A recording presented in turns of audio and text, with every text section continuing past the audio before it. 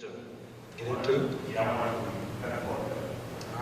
Well, first of all, thank you all for coming here today, and hopefully this, make y'all's time a little more efficient going into the fall, as I know you're trying to get around everybody to get the previews. But coming in here from Mill Creek High School, I'm head coach Shannon Jarvis. Right here is Andrew Sear, returning starter for us at inside linebacker and played offense as well. And then Devontae Gaines. Devontae was a defensive back, but he's also, more importantly, he starts offensively for us at our H-back position, which is a multiple position where he's both as a slot and we'll put him in the tailback position as well in our offense. So going into this season, we're very excited. I think most of the coaches coming up here will be excited this time of year.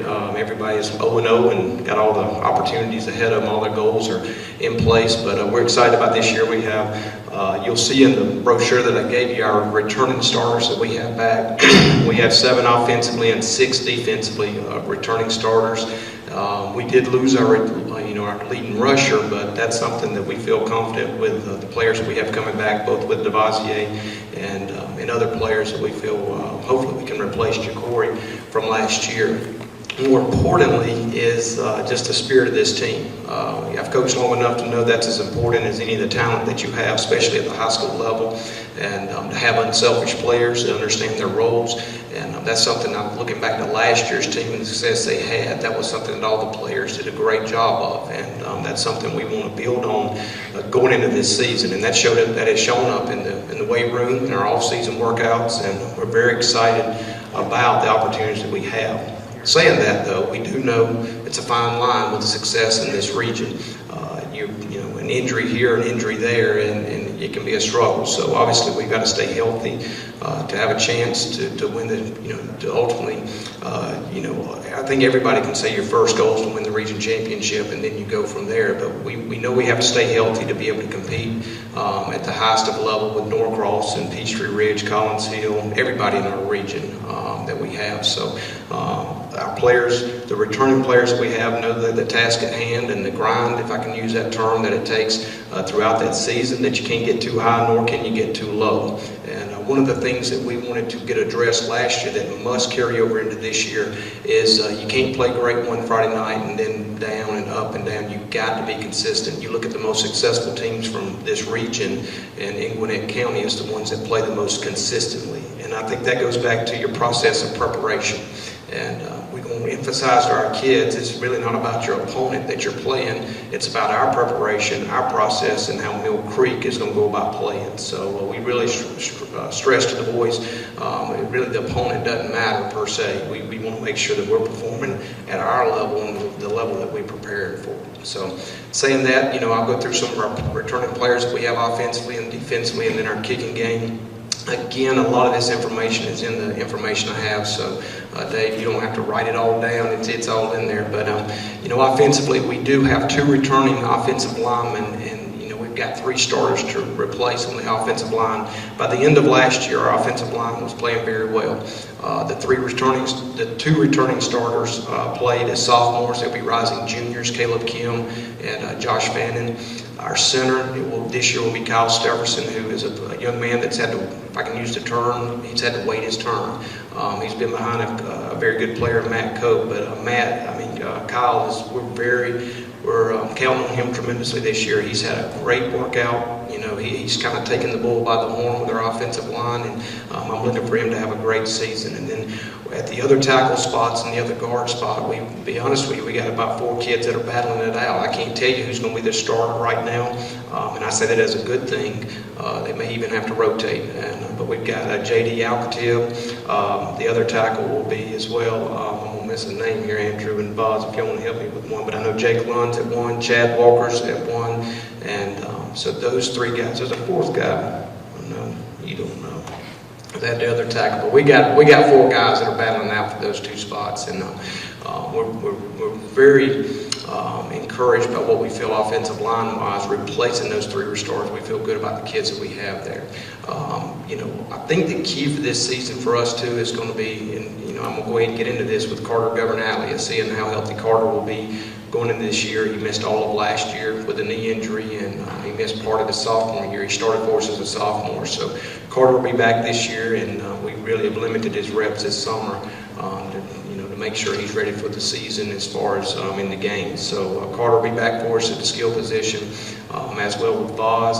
Jordan Sylvain, our fullback, our F-back from last year, is back. So we really have a good nucleus of the skill guys that are coming back, other than losing Jacory, which is a huge loss. But and all of this ties in when you have your starting quarterback back. That helps everything offensively. So Daniel will be back. Last year as a sophomore, probably surprised a lot of people, including myself, how well he played early, and he just got better as the year went on. So he has a lot of areas to improve on, and hopefully going into this year, he'll continue to improve. I know he's worked hard this offseason to do so. Defensively, obviously we got to replace Kelsey Griffin, who signed with South Carolina. We feel, with the kids that are coming back on our defensive line, we probably see a little different style of play with our defensive line. With Kelsey, to be quite honest with you, we gave him a little bit of freedom. When you have a talent like that, we want to play a gap-controlled defense, but Kelsey would sometimes take his own gap, and we tried to give Kelsey a little bit of that freedom. We do Samaj Starling, he's 300 pounds, is a nose guard that will be coming into that position for us this year, but Samaj is a little more technique-oriented, and I say this jokingly, he does a little more staying in his gap, but I say that to you because the two ends that we'll have with Ben Odawu will be returning. He started a couple of games for us last year, as well as, and I'm going to give you the name, and don't ask me to spell it, but Manu Obwihi. Manu will be back, and Judah, his brother's Manu that played at Georgia State, but Judah Obwihi is coming back for the defensive end. He did not play last year. We're excited about him at the defensive end spot. So with all of those guys, we're going to have to move them more this year and probably create a little more, havoc with our front. Saying that, we feel good about our defensive linebackers that are back. Obviously, with Andrew here coming back as an inside backer, Michael Leonard, outside linebacker that's returning starter, and then Gary Holness. He didn't start. I think he started a couple of games based on injuries, but Gary played a lot last year, and we're very excited about Gary and our outside linebackers. So our linebacking core we feel very strongly about. A lot of kids that are returning that had a lot of experience last year. Gary probably got experience pretty quickly based on some injuries, and that's something that we're wanting this year to, we're looking forward to Gary having a great year based on that. With that, our secondary, we have 3 of the 4 starters are returning. Keanu James at cornerback, Zach Turner at safety, and Chris DeCute at safety as well. So part of the big question mark going into last year was our secondary, and then those Zach Turner and Chris DeCute were 2 sophomores that played very well for us. So they're returning starters at juniors. So this is probably the first time since I've been at Mill Creek that we come into with this secondary that's returning so much experience. So we're pretty excited about that. The big thing defensively is going to be up front. We've got to replace Kelsey, and we know that, and we feel like we have the players to do that. Obviously, we don't have another Kelsey Griffin to plug in there, but we feel like we have the depth of 6 different defensive linemen that will roll in there that'll be able to do what we need them to do. So we're very, very encouraged about defensively coming into this year, as well as offensively. In the special teams, we do have both our kicker and our punter returning this year. We do have to replace our long snapper. Our kicker is Bryson King. He'll be a rising junior. He's really kicked for us since his freshman year. So he has a tremendous amount of experience. He kicked the game winner against Alpharetta in the first round of the playoffs. And then our punter, Jake Richards, is returning. And he had never played football, never kicked, never anything last year, and just got better and better as the season went on. And I feel very strongly Jake could be one of the better punters we've had at Mill Creek by the end of his career. But he'll be a junior this year. So we are in the process of replacing our long snapper. And any coach will tell you that that's one of those positions that scares you to death. So we're in the process of getting that taken care of. So that's pretty much an overview of what we have coming back, who we, going into this year, and basically where we're at. So, Joe, I kind of answered the first question I had about having to replace somebody like Kelsey Griffin here. But just in the general state of your program here, I think last year was the second time in the last 3 years you made it to the state quarterfinals. You guys have pretty much built up a very good culture of winning over there. Do you feel like that you're starting to see the confidence that breeds in the kids that come into the program? That's a very good question, because I'm going to answer this question in a way that may surprise you. When you first go in there, and I've been there all 10, going in our 9th season, so that's one of the first things you're trying to build is a culture of winning where you feel like you can win in every game you play in. And there was a lot of a lot of efforts to go in that direction, especially early.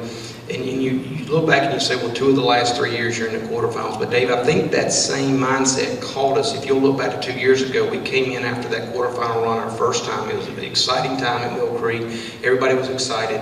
And I'm going to be honest, this was on my watch. I think everybody they rested on their laurels a little too much. Now, we worked them just as hard. It wasn't that we didn't practice just as hard or anything like that, but I don't think we focused enough on Mill Creek. And when I say that to you, going into this year and going into this season, we're not going to get caught up in all this winning and we're going to focus on our process. And I think with high school kids right now, with everything out there, social media and everything, they get caught up in too much of the noise and all that stuff that really doesn't matter. So we have more of a systematic approach now. Quite frankly, it's not just about winning, it's about the way we're going to prepare. It's about our process, and whoever we're playing, it doesn't matter. I think you can get too caught up in all that stuff that doesn't matter. So to specifically answer your question, I hope that's the case, but I'm not getting caught up into that. What I'm going to get caught up in is how we're working on a daily basis. And these boys will be the first one to tell you, if I don't like it that day, then we're going to address it that day. And we try not to get ahead of ourselves. Our focus right now is Tequila, because that's our first game. And then we'll worry about whoever's next on the schedule that next week. And I know a lot of coaches taught that. But we the last 2 years, or after the year we felt we underachieved after the first quarterfinal run, we had the same amount of talent coming back as we do right now. I think it's something that's a double-edged sword. I think you can rest on that confidence and it can really distract you. So point being is this, I hope that's the case, but that's not our focus. Our focus is how we're lifting our weights next Monday morning in the weight room. That's all we're going to worry about. We can have your own case. Yeah, I'll give it to Andrew right here.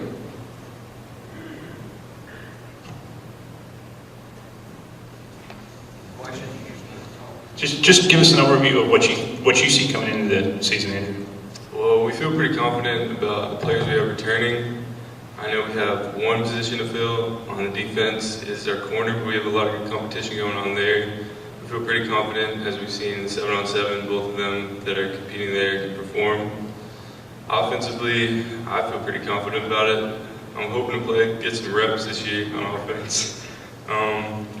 We got Jonathan Hawkins coming in, who's going to be really good for us there. And then Carter's coming back, who I think everybody's been overlooking. And that's going to be a big part of our team this year. I feel like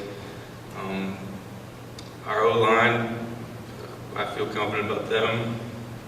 They always perform. We have a great coaching staff. And I feel like we can have a good season this year. We're not satisfied with that Elite Eight run, and I think we can make it further.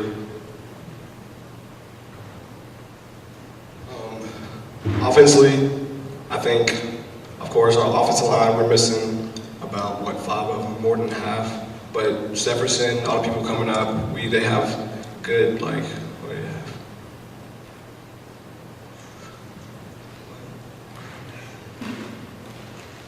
I don't know, they're going to be able to perform in the games and whatnot. Receiver-wise, I know we're missing Cheeks, but I know we have Eric Rilland, Joseph Hall, he's an upcoming junior. They're going to be able to perform too. Just like Andrew said, in the backfield, we have Jonathan Hopkins come from Central. He's going to be able to perform. We just need somebody to make that role that Ja'Cory had last year. Defense-wise, of course, we're missing Kelsey, and we need another DB, as Andrew said. And we have those two upcoming juniors, Gerard and Kajani, they're competing for that spot too. And I think that's about it. Coach, we got a couple more minutes. Can you I know you got a lot of kids last night over at Dog Night, relatively speaking. Can you talk about where you are with some of the recruiting? Because I think that's an indication that the talent's starting to catch up at Mill Creek to some of the other schools.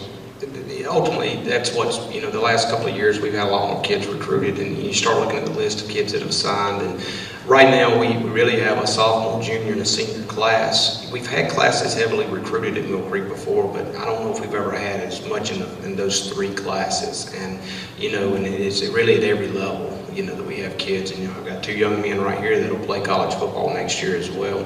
The biggest thing with our kids, though, and I think any coach again will tell you this, you got to manage that too. You know, that's still not going to win football games for you. And I feel our kids have done a pretty good job of that. That's something that I have got to make sure it gets addressed, and I don't turn a blind eye to and keep my finger on that pulse, because you know, you can't lose facet of all these recruiting people telling them how good they are, but ultimately they still got to go out and perform, because recruiting is an individual process versus a team process. But in saying that, obviously you want it in your program.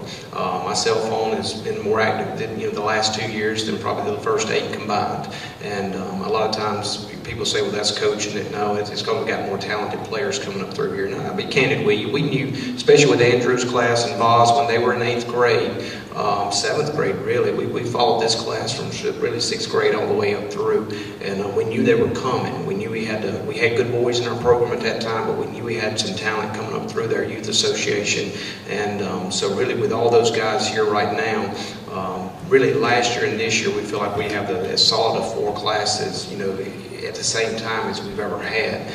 It's hard in this region and in Gwinnett County that if you've got a down class to hide it, if I can say that, or you've got to have a class of 4 solid kids. For example, we've got 2 or 3 freshmen that in years past would have been playing varsity this year, but right now they'll get their reps where they need to and get success at the 9th grade level. So everybody's kind of having to wait their turn just a little bit. I know that may sound negative, but that's really to develop and create the consistency in your program. That's what you need. And Kyle Stefferson's a great example. Kyle will have a chance to play college football, and he hadn't played a down for us yet, per se, as far as a starting role.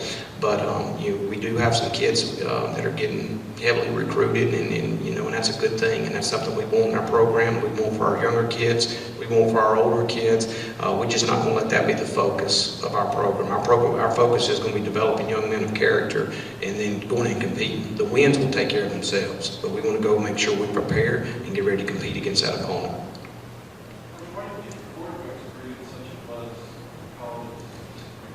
Yeah, I mean, just for the microphone, the question was, why do you think your quarterback's creating such a buzz with colleges this spring?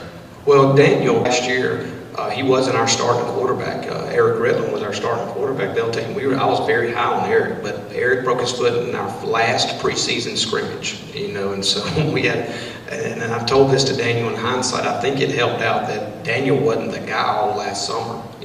He was barely getting reps, and I was coaching him, but I was getting him ready to be the backup. But I say that to you because in that first scrimmage against Parkview, you could see in Daniel, he's a fierce competitor, but how his demeanor and just he's got that, that factor that a quarterback, we say it's an it factor. He's very calm, and he just has that presence about him. And these older guys can tell you that because they played next to him.